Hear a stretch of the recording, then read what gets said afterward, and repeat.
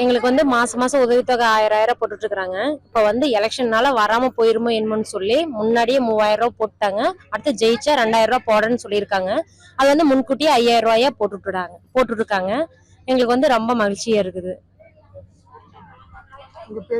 என் பேர் அம்பிகாங்க. மாசம் மாசம் 1000 வருதுங்க. எங்களுக்கு சந்தோஷம். அதை வச்சு சாப்பிட்டுட்டு இருக்கிறோம். வேலை வெட்டிக்கு போறதில்ல. இப்போ ஒட்டுக்கா 5000 போட்டாங்க. இது நம்ம சந்தோஷமா இருக்குது.